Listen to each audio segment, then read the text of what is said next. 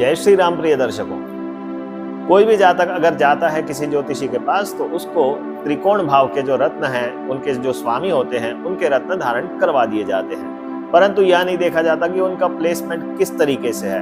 तो आज मैं आपके सामने एक कुंडली रखना चाहता हूं। आप देखिएगा, कर्क लग्न कर्क राशि की कुंडली है, परंतु चंद्रमा जो है वह पुष्य नक्षत्र का है और शनि अष्टम में बैठा हुआ है। क्या ऐसे जातक को मोती रत्न धारण करना चाहिए? जी नहीं, मेरे अनुसार तो यह बिल्कुल इनके लिए फायदेमंद सिद्ध नहीं होगा।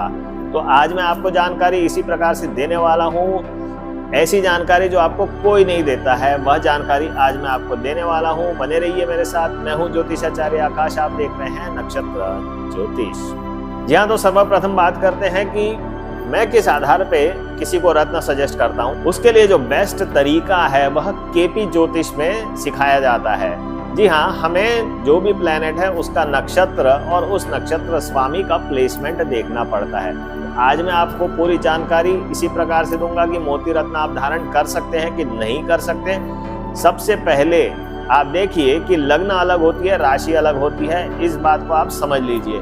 जो लग्न है वह मैं आपको समझा रहा हूँ। यह जो नंबर है यह कर्क लग्न है, परंतु राशि आप देखिए कि धनु में चला गया है चंद्रमा, तो यह धनु राशि हो जाएगी, तो डिफरेंट हो जाएगा। परंतु हम शुरुआत करेंगे केवल मेष लग्न मेष राशि से। मेन आधार हमारे जो बताने का है वह लग्न ही है और लग्न के आधार पे ही हम सारे के सारे रत्न सजेस्ट करते हैं। बात करते हैं मेष लग्न मेष राशि में। मेष लग्न मेष राशि में चंद्रमा जो हो जाता है चतुर्थ भाव का। चतुर्थ भाव आपके सुख भाव का स्वामी, आपके मातृ भाव का स्वामी और आपके वाहन और मकान के भाव का स्वामी हो जाता है चंद्रमा। तो ऐसी कंडीशन में अगर चंद्रमा किसी भी प्रकार से सूर्य के नक्षत्र में, मंगल के नक्षत्र में या गुरु के नक्षत्र में स्थित है तो बिल्कुल आपको धारण कर लेना चाहिए। अन्य नक्षत्र में स्थित होगा तो आप किसी ज्योतिषी की सलाह लेने के उपरांत ही धारण करें। चंद्रमा की दशा में भी धारण किया जा सकता है, परंतु वो भी सोच समझ के धारण करना चाहिए।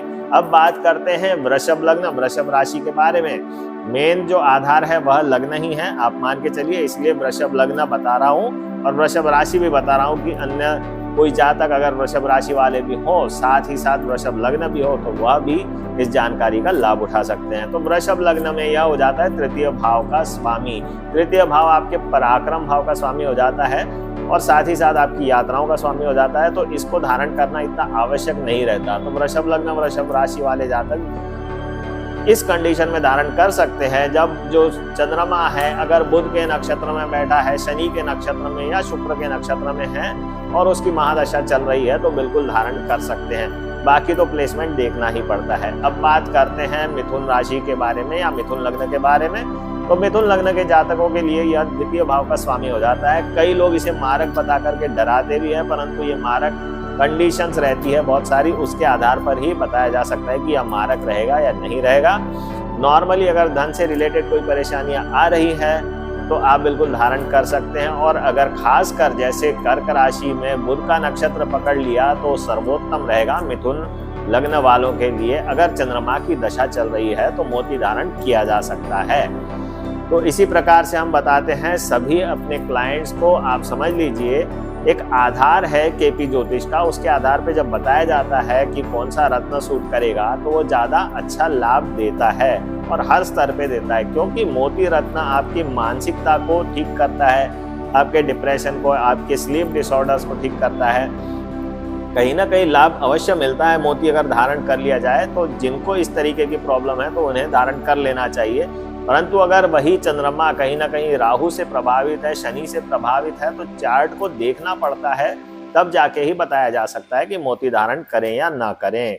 अब बात करते हैं कर्क लग्न कर्क राशि। अब कर्क लग्न कर्क राशि में तो भाई सर्वोत्तम हो जाएगा कि मोती धारण करना, परंतु अंडर सर्टेन कंडीशंस। अगर मोती आपने धारण किया तो आपकी एंजाइटी बढ़ जाएगी, आपका स्लीप डिसऑर्डर जो है वो ज़्यादा बढ़ जाएगा, तो किसी न किसी प्रकार से मानसिक कष्ट भी आपको मिलेंगे। क्योंकि कर्क लग्न वाले कर्क राशि वाले जातक बड़े इमोशनल होते हैं, अटैच हो जाते हैं किसी भी चीज़ को लेकर, किसी भी रिश्ते को लेकर, तो उन्हें मानसिक समस्याएं कुछ ज़्यादा ही रहती है और वो इमेजिनेटिव भी बहुत ज़्यादा होते हैं। तो कर्क लग्न कर्क राशि वाले जातक अगर चंद्रमा किसी भी प्रकार से गुरु के नक्षत्र में, चंद्रमा के नक्षत्र में या मंगल के नक्षत्र में या सूर्य के नक्षत्र में बैठा है तो बिल्कुल धारण किया जा सकता है। साथ ही साथ अगर शुक्र के नक्षत्र में भी हो, क्योंकि शुक्र चतुर्थ भाव का स्वामी और एकादश भाव का भी स्वामी हो जाता है, तो उस ऐसी कंडीशन में भी मोती रत्न धारण किया जा सकता है।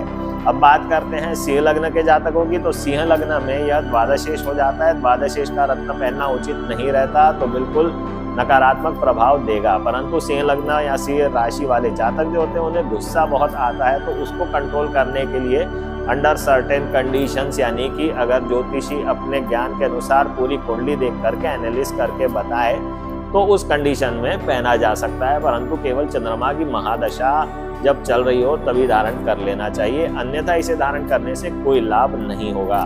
अब बात करते हैं कन्या लग्न कन्या राशि के बारे में। तो कन्या लग्न कन्या राशि में चंद्रमा जो है वो एकादश भाव का स्वामी हो जाता है, और अगर चंद्रमा ने बुध शुक्र या शनि का नक्षत्र पकड़ लिया या गुरु का नक्षत्र पकड़ लिया तो भी आप धारण कर सकते हैं। खासकर अगर गुरु का नक्षत्र पकड़ लिया होगा तो फिर विवाह में अगर समस्या आ रही है तब मोती रत्न धारण किया जा सकता है। तो कन्या लग्न कन्या राशि वाले जातक भी अंडर सर्टेन कंडीशंस, खासकर चंद्रमा की महादशा अंतरदशा हो तो मोती रत्न धारण कर सकते हैं। अगर उन्हें चिड़चिड़ापन बहुत ज्यादा होता है, क्योंकि कन्या लग्न में यह स्थिति बनती है, तो ऐसी कंडीशन में मोती रत्न धारण किया जा सकता है। अब बात करते हैं तुला लग्न तुला राशि की। तो तुला लग्न तुला राशि में चंद्रमा जो है दशम भाव का स्वामी हो जाता है, और दशम भाव आपके कार्य क्षेत्र, आपके मान सम्मान का भाव है।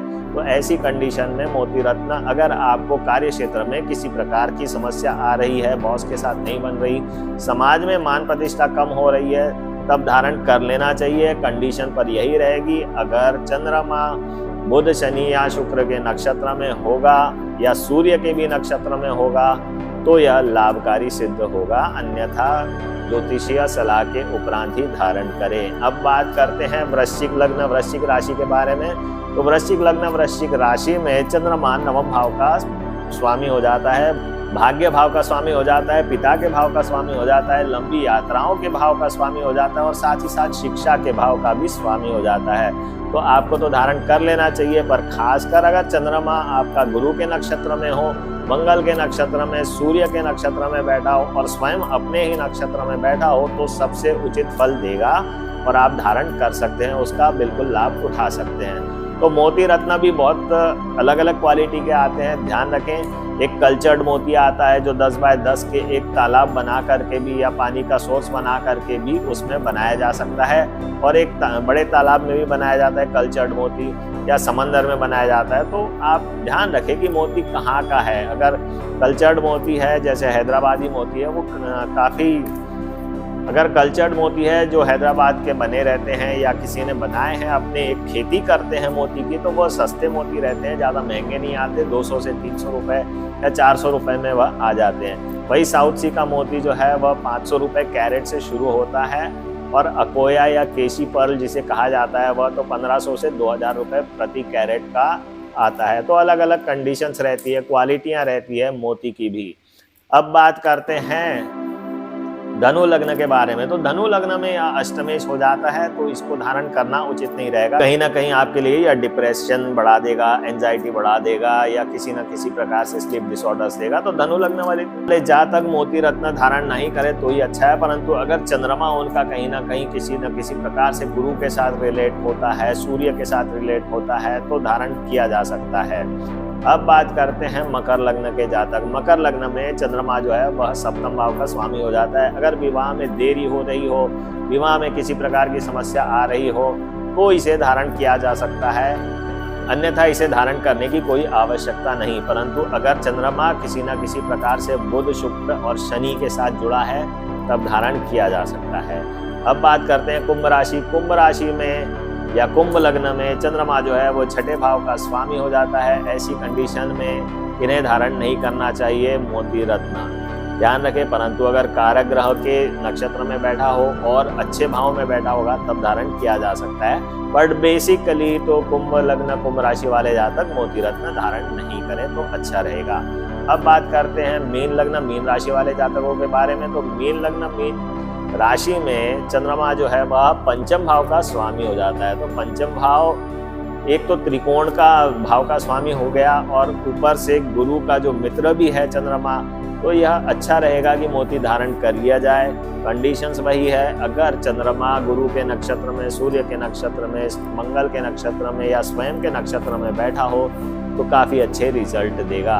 तो यह थी पूरी जानकारी। दर्शकों, आपको यह जानकारी अगर अच्छी लगती है तो लाइक बटन अवश्य दबा दीजिए, और आप मेरे चैनल पर पहली बार आए हैं, पहली बार मेरा वीडियो देख रहे हैं, तो उस चैनल को सब्सक्राइब करना ना भूलें। आज के लिए इतना ही प्रिय दर्शकों। जय भारत, जय गणेश, जय श्री कृष्ण।